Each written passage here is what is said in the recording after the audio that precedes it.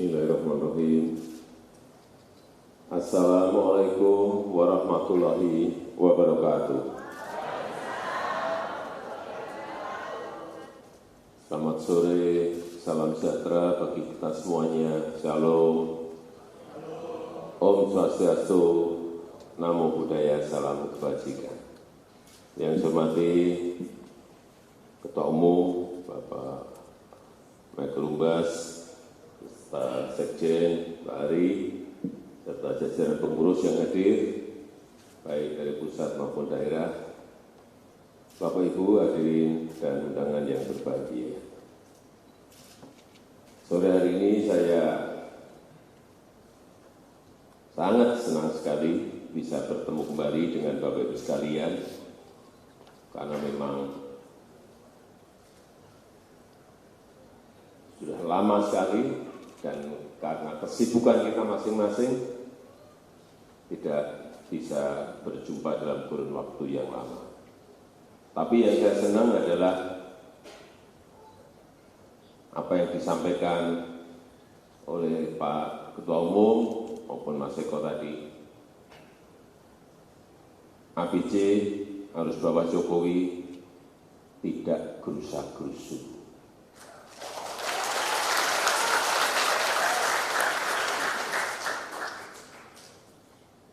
Masih tenang, tidak terbawa arus ke sana ke sini, dan masih bekerja di bidangnya masing-masing. Itu yang juga saya lakukan. Kita sekarang ini masih bekerja dalam kondisi suasana global, suasana dunia yang tidak mudah, sangat sulit.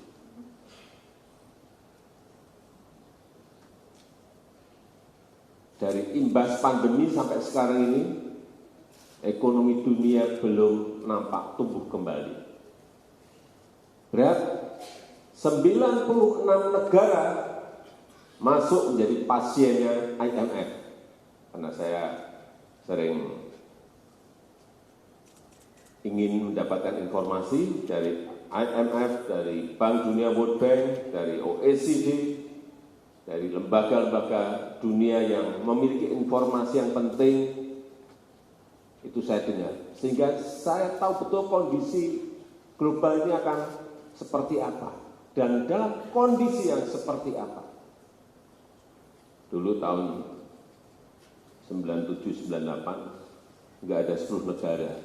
Nggak ada 10 negara yang menjadi pasiennya IMF. Guncang semuanya dan pemerintah kita ambruk saat itu. Sekarang ini 96 negara menjadi pasien IMF. Sehingga kita patut bersyukur alhamdulillah.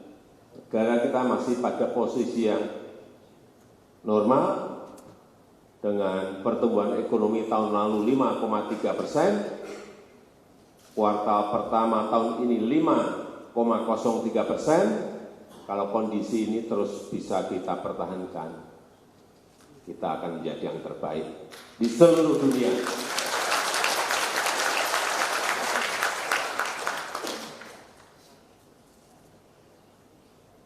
Kalau di G20 kita yang terbaik sekarang ini. Jadi kalau kemarin waktu pas G20 di Bali, kita berani tegak, optimis, menyampaikan pandangan-pandangan terhadap suasana global. Kita juga berani, ya karena kita pada posisi yang baik. Dan yang lainnya pada posisi yang sangat sulit. Baik inflasinya, inflasi itu artinya apa? Harga-harga barang dan jasa semuanya naik. Kalau inflasinya tinggi, kita masih bisa kita pertahankan pada kondisi yang sangat normal. Inflasi kita tahun kemarin masih di angka 5,9.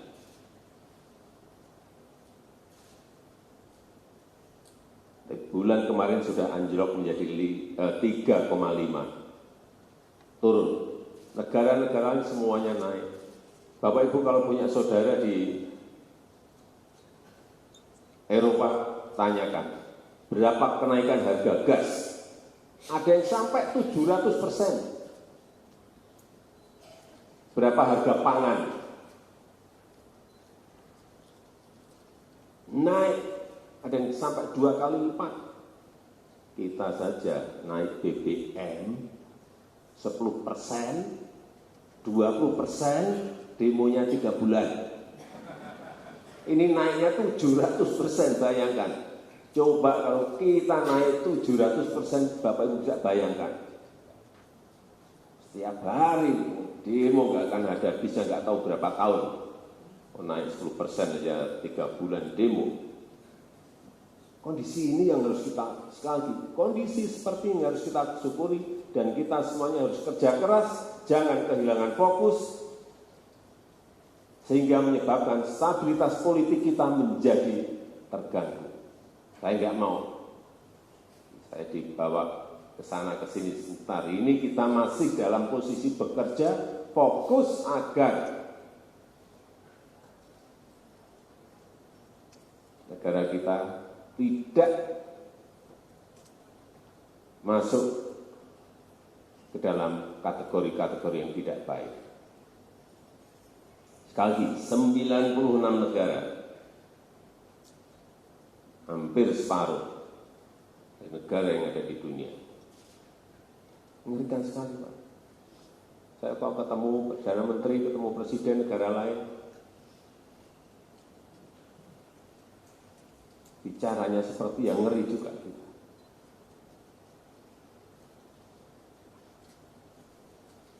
Negara-negara yang sudah maju, negara besar aja bergelimpangan seperti itu. Sekali lagi, ini yang harus kita syukuri. Jadi kalau saya ditarik ke sana, ya boleh, nggak apa-apa, senyum. Tarik ke sini ya boleh, senyum. Jangan kita terlalu tertarik ke dalam situasi, suasana tahun politik yang sampai saat ini kita lihat semuanya belum jelas.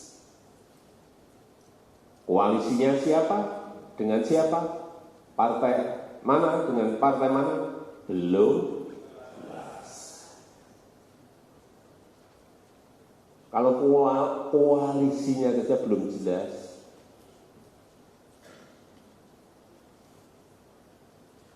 apa yang mau kita lakukan? Ya bekerja saja. Setuju? Bapak Ibu bekerja saja.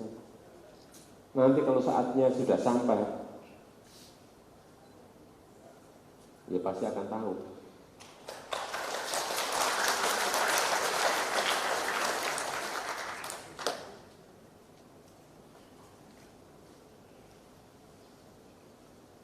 Cawapresnya siapa?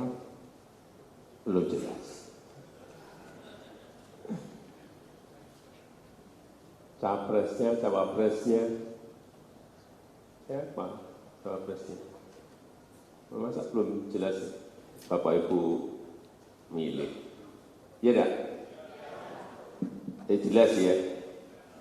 Jadi jangan ngejar-ngejar Pak Ketum, suruh nanyakan ke saya, Pak siapa ini? Tanyakan ke Pak Jokowi, siapa ini?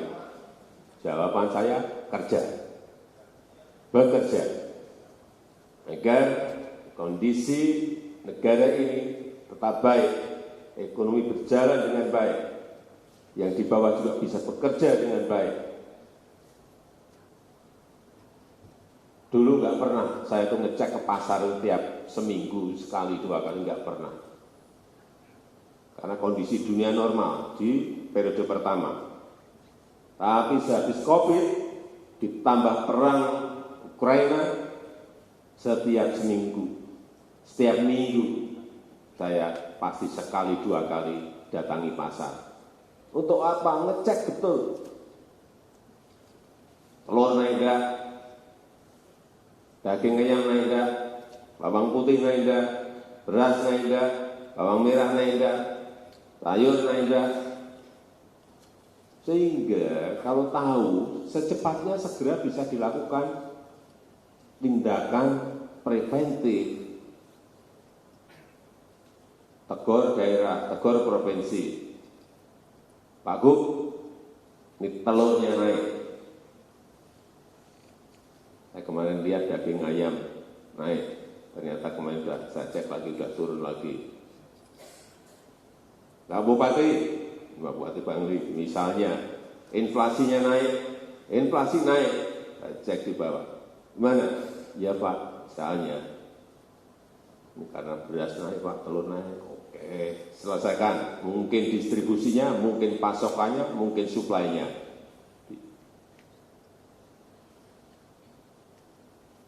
Nggak bisa lagi kita sekarang ini bekerja makro itu nggak bisa. Wah, strategi makronya nggak bisa. Sekarang ini kerja kalau tidak detail, dilihat satu persatu bisa lolos. Bahaya banget. Bahaya sekali.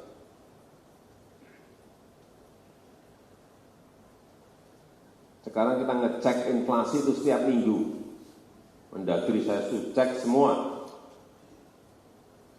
Provinsi, kabupaten, dan kota dicek semuanya. Yang inflasinya tinggi, langsung dipampang. Bupatinya atau gubernurnya atau wali kotanya kan mau tidak mau harus berusaha supaya minggu depan ini tidak ditayangkan lagi, dipampang lagi. Sekali lagi, bekerja sekarang ini harus kerja detail. Tidak bisa bekerja makronya saja. Makronya kita harus ngerti, mikronya kita harus juga ngerti, dan lapangannya kita juga harus tahu.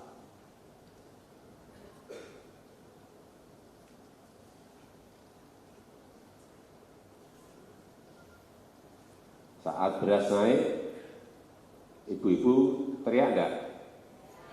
Asli. Saya ke bawah itu ke desa, ke kampung, Pak, beras naik ini Pak. Kenapa beras naik?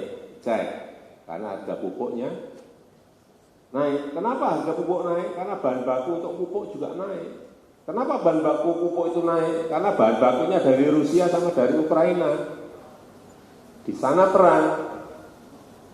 Cari bahannya jadi sulit, rebutan semua negara, harga naik. Bahan bakunya, sehingga pupuknya juga ikut naik. Pupuk naik, hati-hati. Petani pasti berat menghadapi itu. Sehingga mau tidak mau, karena ongkos produksinya naik, harga berasnya ikut naik. Kan nggak mungkin kita tekan agar petani tetap jual murah. Kalau kos produksinya, biaya produksinya naik. Keseimbangan itu yang harus kita lakukan. Harganya seperti apa? Ibu-ibu menyampaikan, Pak, berasnya naik.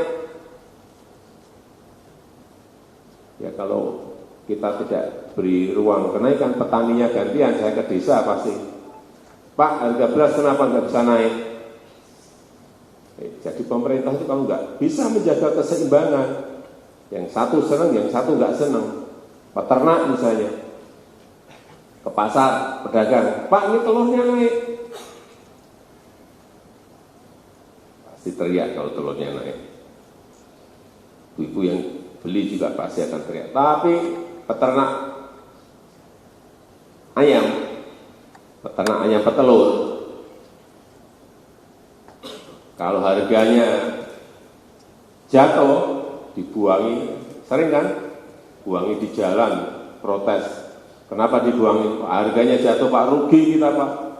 Menjaga keseimbangan itu yang tidak mudah.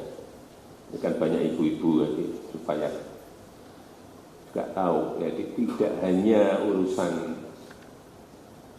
pembeli atau masyarakat umum yang kita lihat, tetapi juga para peternak, para petani, kita lihat ongkos-ongkos produksinya seperti apa. Hal yang nggak mudah sebuah negara sebesar Indonesia yang sekarang penduduknya sudah 280 juta mengelola negara. Beda kalau satu daratan. Kita ini 17.000 pulau.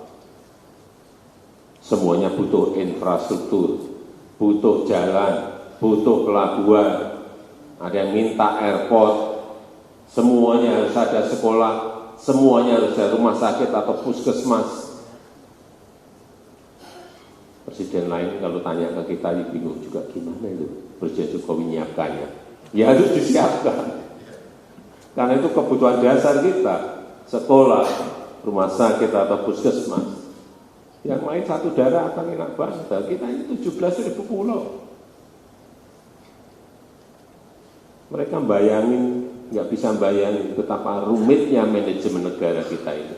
Memang rumit. Sehingga pemimpin ke depan itu betul-betul harus mau bekerja untuk menyelesaikan kerumitan-kerumitan yang ada dengan manajemen negara yang baik. Jangan naken-nakan duduk di istana, enak banget itu. AC-nya dingin, kursinya empuk, makanan banyak, enak. Bukan itu. Karena masalah yang kita hadapi ini sangat banyak sekali.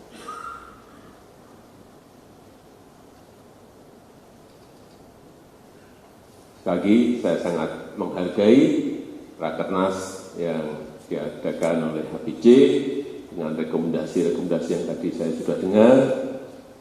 Sekali lagi, terima kasih atas dukungan yang selama ini diberikan kepada pemerintah, kepada saya dalam menjalankan mandat yang diberikan rakyat, dan saya hanya bisa